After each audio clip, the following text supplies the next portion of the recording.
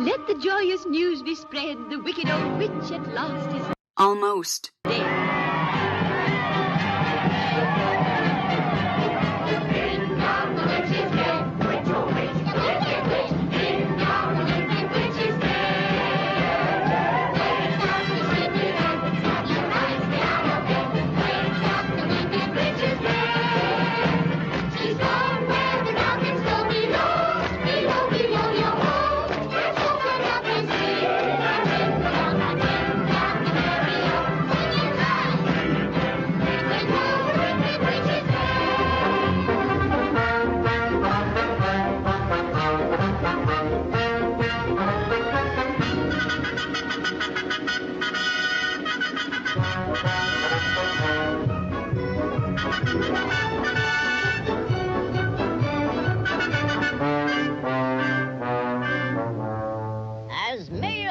Munchkin City, in the county of the land of Oz, I welcome you most regally. But we've got to verify it legally to see if she is morally, ethically, spiritually, physically, positively, absolutely, undeniably, and reliably dead.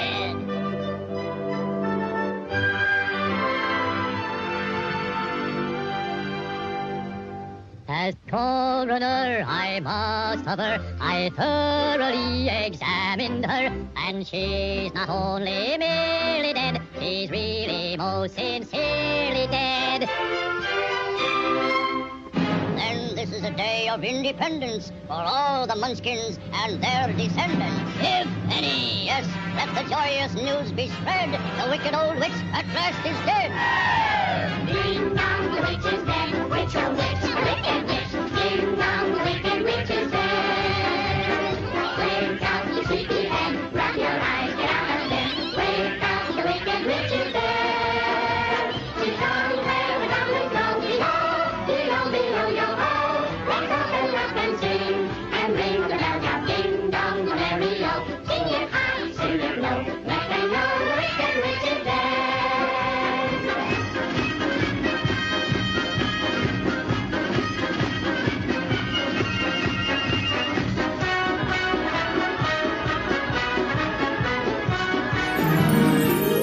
It's Lucy and Jeff going for walks and talks, talk about banksters and Bitcoin and the apocalypse and stuff. It's Lucy and Jeff and tacos and kisses. How you doing, Lucy? Well, it's just the third day we haven't gone for a walk and talk. You know, it is called a walk and talk, you know. I know, Lucy, but I was pretty exhausted after the summit. I've been sleeping basically all day. I know, me too. But promise me tomorrow we're gonna go. Okay, and promise Polo too. Okay, Polo, I promise.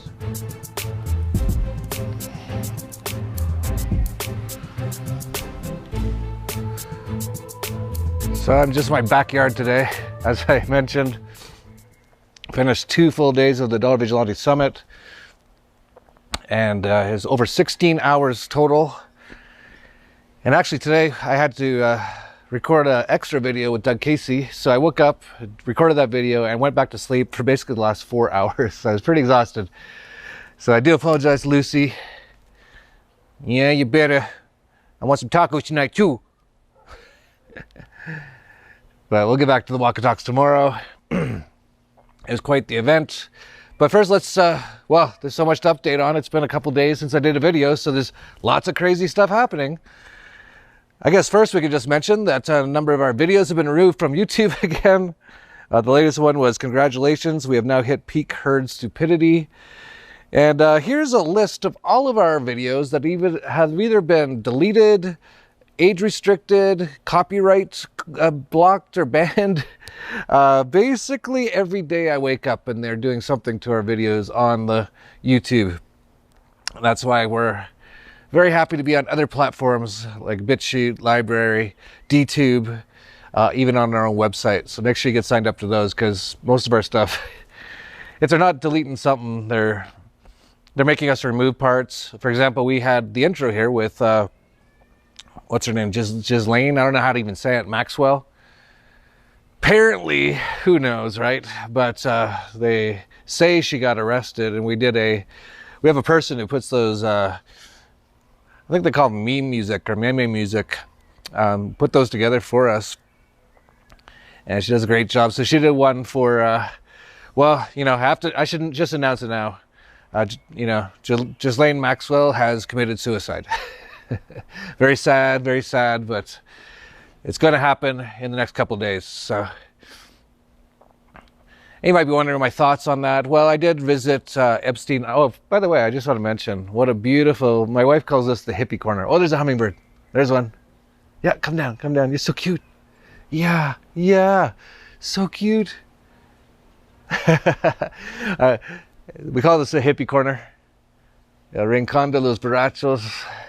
This tree is amazing. I don't even know what the heck that is, but don't fall against it, that's for sure. Got our dream catchers. All kinds of cool stuff here. But I just woke up and the sun's going down, so I thought, let's just do the video from our backyard. Yeah, okay. I just want some more tacos. Don't worry, Lucy, I'll give you lots of tacos tonight, and tomorrow we're going for a walk. We might even go for a hike, actually. I really need that. Just been really, before even the events, just locked down in the house, getting ready. It was a huge thing. Just so you know, you can watch all the videos from it right now. They're all ready at tdvsummit.com. I'll talk a bit more about it later, but let's get back to the Ghislaine Maxwell and my thoughts on it. Of course, as you probably know, I was the first independent media, along with Luke Rudowski of We Are Change, to invade Epstein's island. It was actually after he supposedly killed himself. But it actually kind of brought quite a bit of a spotlight back to that story. It was kind of fading. And then, of course, it did fade. What did I say before? They're probably going to do all kinds of things to make you forget all these sort of things. And I think the corona hoax pretty much meets that definition. Not many people talk about Jeffrey Epstein anymore, while they're all talking about being locked in their houses for months or years while the economy is absolutely destroyed. So my thoughts on it are that I don't trust anything that comes from the media or from the government. So is she even arrested? Are they even going to charge her with something? Anything? I have no idea. If I were to guess, I would say it's all just part of their plan, basically. They just do these things. So they just put out a new distraction every week. So this one's probably going to be a bit more of a political distraction. Get all the people cheering for Bill Clinton and Hillary to be put in jail again. And then they'll probably do something like say she killed herself. Have a whole uproar. Or maybe they'll go through and she'll name a few people. It won't be the big people. It won't be Bill Gates, who's been to Epstein Island. It won't be Bill Clinton, obviously.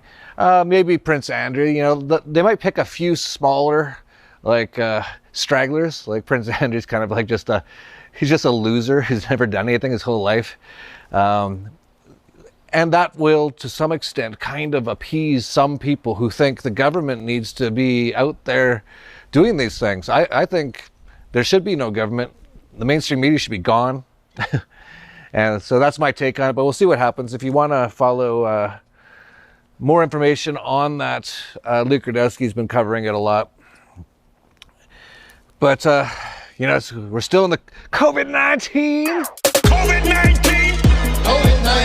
And they've rushed to go to the second wave now. And all they're doing here is the actual amount of deaths that they report, which are mostly all lies, is down dramatically. It's actually down 90%, which is what I said would probably happen, because all they're doing is saying the flu is this dangerous new thing that's going to kill everybody. It's been the same amount of people as it is almost every year. There's been a bit more because they've lied. Like they say George Floyd died of COVID. They say if you're in a car accident, you died of COVID. Oh, there's my boxer. So they've had a bit more stats, obviously, but there's actually, watch out, Lucy. That's my girl. Yeah, look at Lucy. Yeah, watch out, I'm pretty small, you know. But so all they're doing now is they're bumping up the amount of people who have it. But we already know that they've said their tests, if they're even doing their tests, I don't believe they're even doing this amount of tests, but they say it has 80% false positives. So that means you should take the opposite of what it says. Even recently they came out and said they checked it again and it had a 50% false positive. We were adamant about having a high-quality test based on our commercial vendors. Over the next few months, you will begin to see that other tests that were utilized around the world were not of the same quality, resulting in false positives and potentially false negatives. If a test is wrong half the time, there's no point in doing it. It's useless. You might as well use one of those magic 8 balls. Actually, that'd be just flip a coin. Basically, that's what, if it's wrong half the time, you might as well just flip a coin. But that's the world we live in today. But the chart of the amount of actual deaths is exactly what I said it was going to be, because that's how the flu deaths look every year. And even the flu deaths aren't what they say it is, but it's related to people who have pneumonia and they're detoxing and that kind of stuff. But if you look at this chart, why is the whole world going crazy? And they're going crazy again. Like all over the US, they're locking down again. Even Freedom Fest just got canceled in Las Vegas. It was supposed to run this month. I pretty much knew it wasn't. A lot of people were asking me if I was going to go to that. They're asking me if I was going to go to Narco Vegas. And this was like 3-4 months ago. And I said, I don't think that's going to be happening. This is going to be going on for years, just trying to destroy the entire world. But here's something really interesting. The last time I was at Freedom Fest in Las Vegas, the host of Freedom Fest, or the founder, his name's Mark Skousen.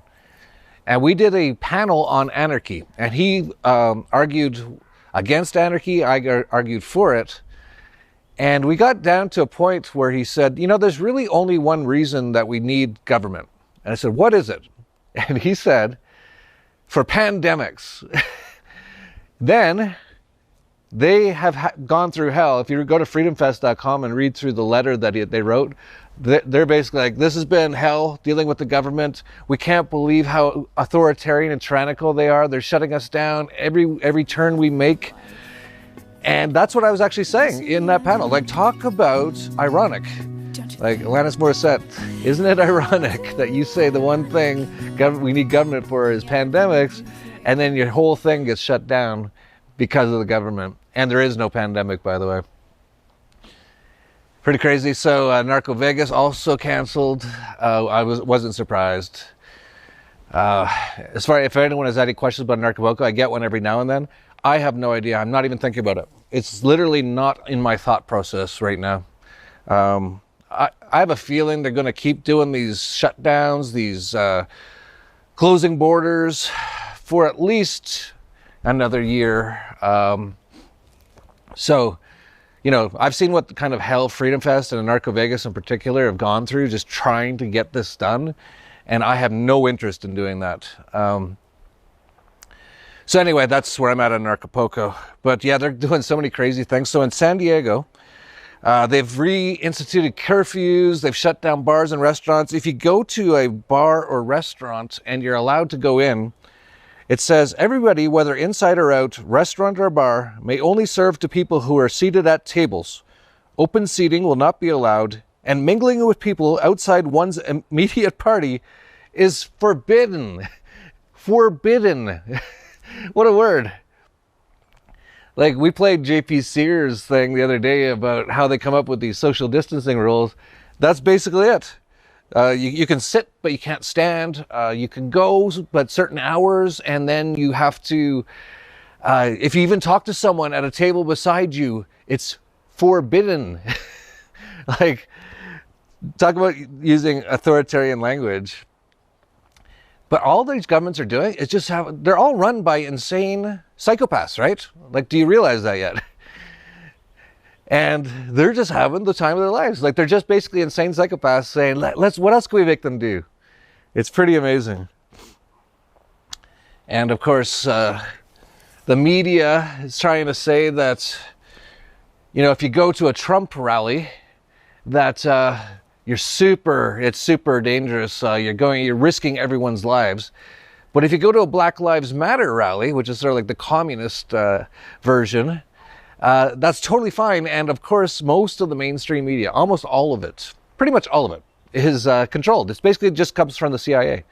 And here's a title: Black Lives Matter protests may have slowed overall spread of coronavirus in Denver and other cities. And so what they're saying is, they actually say in the article, so they're trying to say, if you go to a protest and riot and loot and kill people and shoot people, which is what they want chaos, it actually slows the coronavirus. And the reason they actually put in the article that it does is because a lot of people stay home while these guys are out rioting. So, okay, so let's just have riots every day then. We can get rid of the coronavirus right away. Because a lot of people stay home, they'll be scared in their house. Oh my God, like this world, it's unbelievable. And I don't know if you've seen this, but there's a military site called Deagle.com. And it's like a military company. And they kind of do like information, they do predictions and stuff. I saw this a while ago, but it's worth pointing out that they predict the population in numerous countries by 2025, so within 5 years. Almost any kind of, like Mexico, no big change. Any sort of nondescript country, no big change. But the US has the biggest change of them all. They say the population will be going from 350 million to 100 million in 2025. China will be about the same. They say a bunch of European countries will be going down a lot. So they're basically just trying to get rid of the West. And how are they going to do that? Probably through vaccines, but we'll see. They're talking about all these wars now. It's a crazy world. Now, Health Canada is now stocking the Chinese military's COVID-19 vaccine for human trials. CanSino, a biotech company which, like all large corporations operating in the communist state, are controlled in effect by Xi Jinping. They developed this vaccine, 85-NCoV, jointly with the Academy of Military Sciences. That is the highest level research institute for the People's Liberation Army. Think DARPA without any sort of public oversight whatsoever.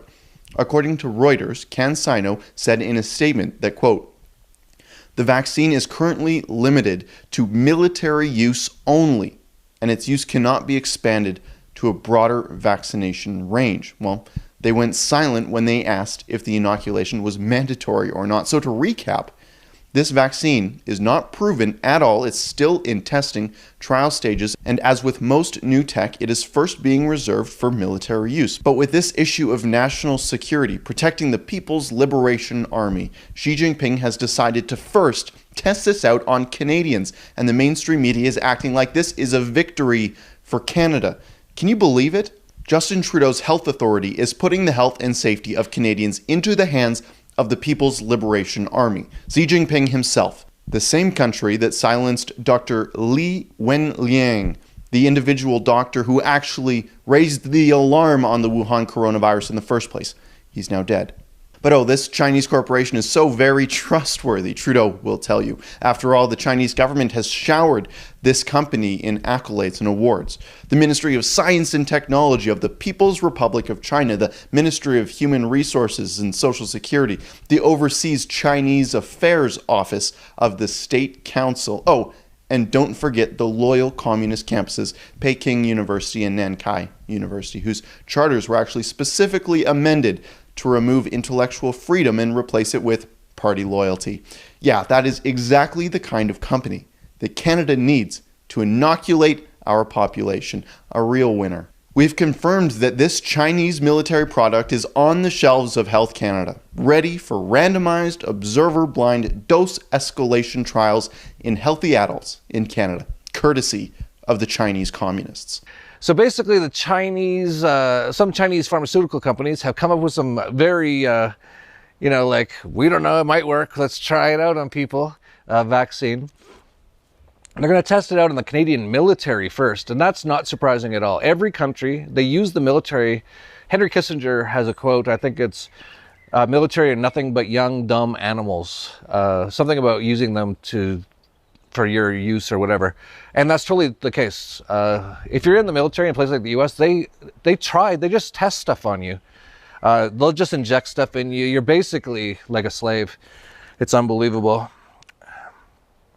And talking about the social distancing, Amazing Polly found some really great information on, I don't know how many birds yet, on how social distancing, again, is basically like torture.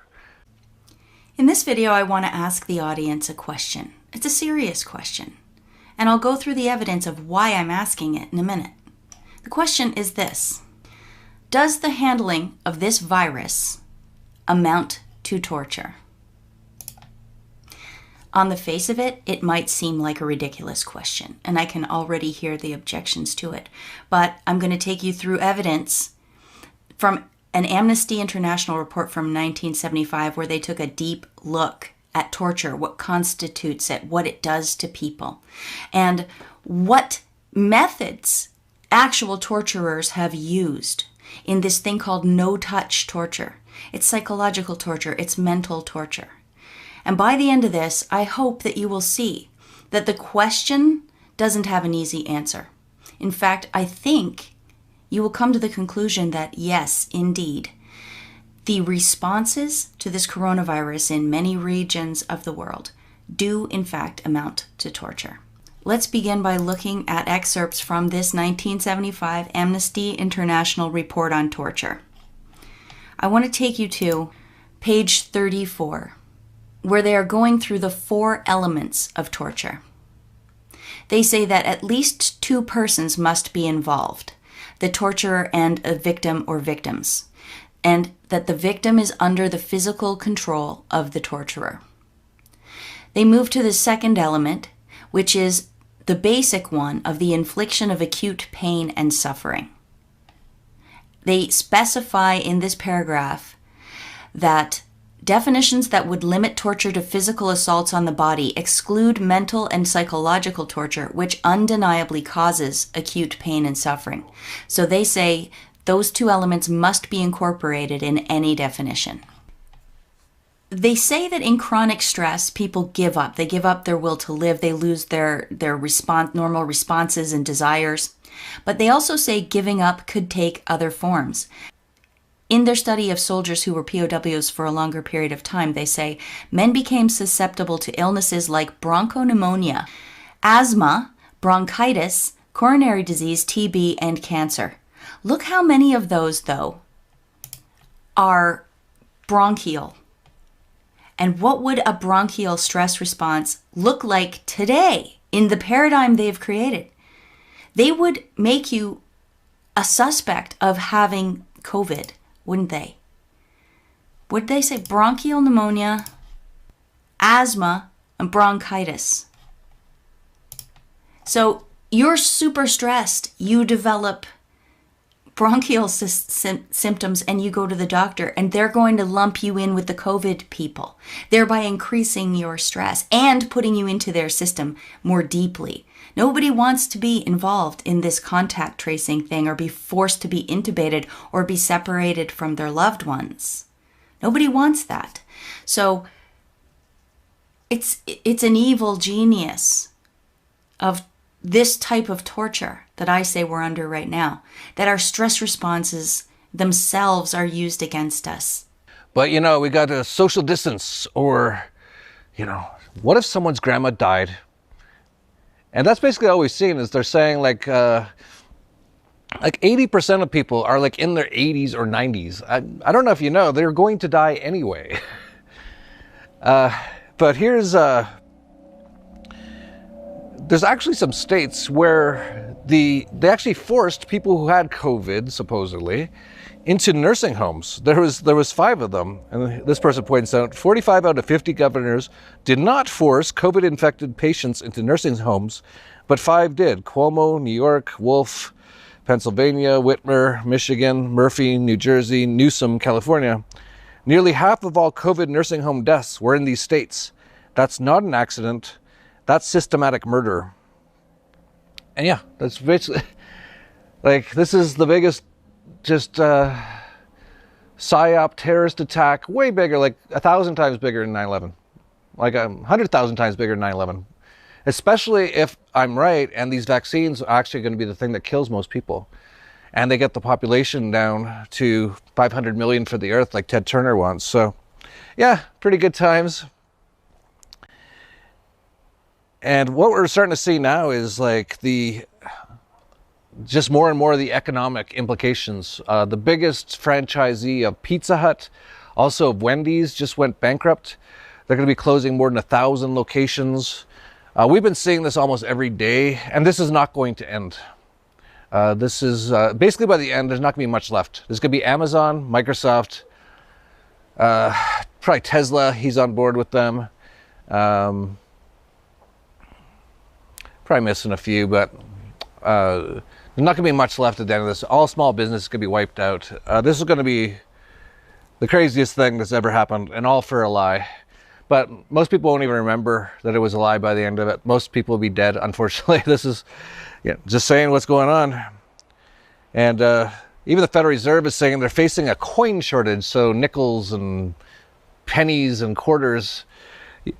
You know, when I go to the US or Canada or any of those kind of places and I get change that are like nickels and quarters, I just leave it on the counter. It's worthless, right? and get ready for the hyperinflation. You'll be leaving a $10 bill, like a $100 bill, like it's not worth anything. I'll just leave it here as a tip or something. But the Federal Reserve is coming out and saying they're rationing the distribution of coins. And so there's been a number of there's not many businesses still open, but if they are, they're basically saying they don't have any coins, so they can't make change. And this basically is the beginning of getting rid of cash, right? If you can't make change, so if you're in a store and something costs, I don't know, 50 cents. I don't know what costs 50 cents anymore. Maybe like one piece of gum or something. And you pay with like a $5 bill. They'll be like, well, I don't have any coins, so I can't really take that as payment. So can you use your credit card or whatever? So this is all part of the war on cash. It's all like, this is going to get crazy. And this is what the TDV Summit was all about. We just finished. Man, the amount of people, the feedback we got was amazing. We actually asked a poll of the rating of the event from all attendees, and a lot of people replied, and it was 4.6 out of 5, which I consider pretty good. That's like an A, right?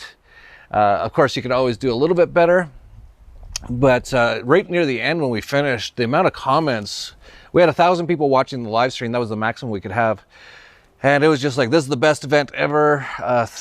Thank you so much. I've got a few sort of quotes here. Like Jack H says, we should have an online summit every quarter. I really have enjoyed this. And actually, I was thinking, there's so much crazy stuff going on, we easily could do something once a quarter. But anyway, we'll wait down the road to see that. Eugene said, I'm blown away by how good these live streams have been with great people. Here's one from Sarika. I just wanted to send a quick email to thank you, Jeff, for making this conference available online. I always wanted to attend your conferences in Acapulco, Mexico. This was a dream of mine, and it finally happened, sans the expenses of travel and time commitment. Thank you to everyone who worked so hard behind the scenes and to the speakers. She says in a quote, no one starts out great, but you do have to start to become great. You have helped me get started. Thank you. And here's Thomas. He says, thank you again. I really appreciate the attention you put on this, despite some glitches that I think always come with the territory of remote conferences. I gave it a 5 because when all was said and done, the information given was outstanding and well worth attending. Also, everybody's flexibility, presenters, and viewers was impressive. I'm looking forward to tomorrow for the second part. And I did mention, and I said at the start of the conference, that it was our first time doing a virtual conference. I have no doubt there'll be a couple technical glitches, and there was, but nothing too bad. And actually, if you buy the videos, you won't even know. We just cut out the parts where we had a few minutes where we couldn't get something working or whatever it was. So you can get access to all those videos now. I have to say, because I was the MC, I watched every single presentation. I actually was involved in the presentation. So I'd come on at the beginning, at the end. I'd ask some questions. I'd help field questions from some of the attendees, and it was pretty amazing. It really was. So I highly suggest you check it out. We had so much information in there. I don't even know where to begin. I'm actually pretty just exhausted right now. Like my brain's barely working because it was pretty long. But luckily, if you get the videos, you don't have to sit there for 2 full days. You don't have to oversee it like me or anything like that. And you can just watch it on your own time. And I highly recommend it. We do have a money back guarantee, so there's no risk whatsoever. If you go to tdvsummit.com, you check it out, you watch the videos, you feel like, oh, this didn't offer me any value, which I don't know how it could, but it is possible. Or perhaps it's just not for you, some things. Just ask for your money back, and that's fine. And yeah, I'm pretty exhausted. I'm looking forward to getting back to more of the walk and talks, getting back more into my routines. You know, these things, they really take away from your routine. So I haven't been doing my stuff as much lately. And I think tomorrow we're going to go for a hike. So I think I'll leave it there. If you like this video, please like, subscribe down below. It'll probably be deleted off YouTube anytime. What do you think, Lucy? Lucy, Ben? Lucy? Yeah, I'm still kind of pissed off at you. But I kind of get it. I was pretty sleepy today too. Oh yeah, I actually did a presentation on the TDV Summit. I'll let you, actually maybe I'll put it up right here. So Lucy, how'd you get to where you got to be? Well, you know, I just, I give lots of kisses, and, you know, if people give me tacos, I just give them lots of kisses, and I sleep all day, and it seems to work out for me. You've seen the dollar vigilante on mainstream media trolling the fake news, and seen Jeff Berwick travel inside places like Venezuela and Cuba to expose the truth about what's happening in those socialist paradises. To get even more, make sure to subscribe to the Dollar Vigilante newsletter to receive 2 full 30-plus page issues from the Dollar Vigilante each month, plus market alerts on precious metals, Bitcoin, cryptocurrencies, and gold mining stocks by going to dollarvigilante.com/subscribe. Click on the link in the notes below or go to dollarvigilante.com/subscribe to find out more.